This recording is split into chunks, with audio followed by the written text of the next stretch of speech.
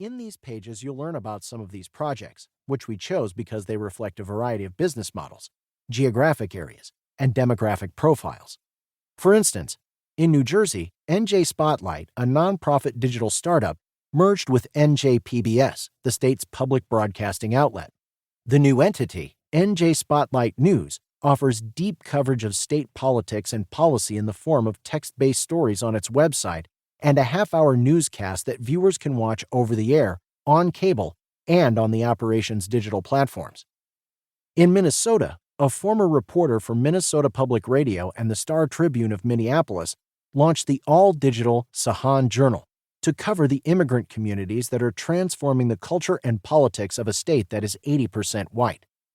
By 2022, the journal had expanded its staff and coverage areas and booked grants from major funders. In Colorado, 10 staff members left the Denver Post following extensive cuts at the hands of Alden Global Capital, and then started a for-profit digital news organization, the Colorado Sun, which covers both the city and the state.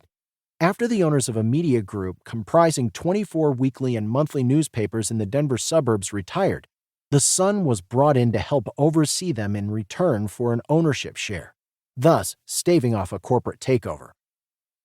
We would be the first to acknowledge that what critics sometimes call vulture capitalism is not solely responsible for the hard times that have befallen community journalism. When news began moving from print to the web starting around 1995, many publishers believed technology would be their salvation, as they would make money from interactive online advertising and cut costs by not having to pay for printing and distribution. It's no wonder that nearly all newspaper websites offered their journalism for free. The optimism of those early years, however, soon gave way to a bitter reality.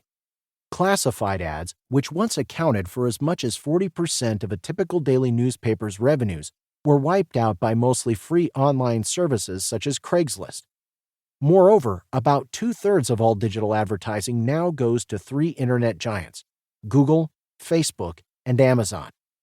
Many newspapers cut their staff to the bone in order to offset plunging ad revenues.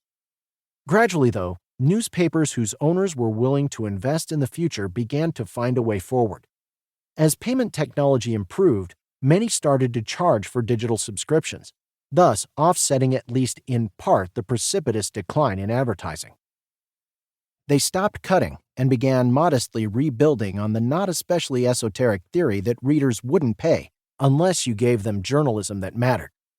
They improved their websites and apps, cutting down on the pop-ups, pop-unders, and slow loading and scrolling speeds that had been the bane of online news.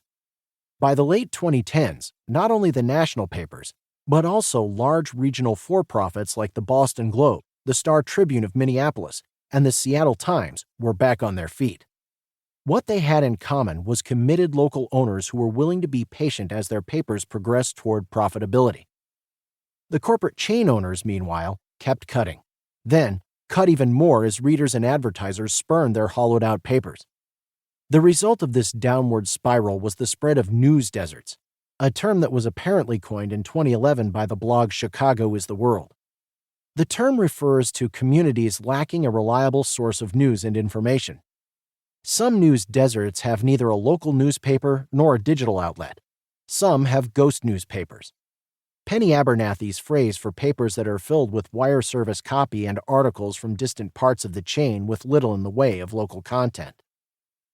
This is a book about democracy. Local news is essential to self-governance. Meaningful participation in civic life is impossible without it, as we depend on journalism to decide whom to vote for, and to be informed about what's going on in municipal government, the school system, law enforcement, development, road repairs. The list is endless. Studies show that voter participation is lower and corruption more pervasive in places that lack reliable coverage. Ideologically motivated media websites with murky funding, designed to look like legitimate outlets, pop up to fill the vacuum. These sites, known as pink slime, are mostly, but not exclusively, on the political right, and they poison local discourse by pretending to be something they are not. Communities try to make up for the lack of news coverage by forming groups on Facebook and Nextdoor, sometimes providing useful information, but more often than not trading rumors and spreading misinformation.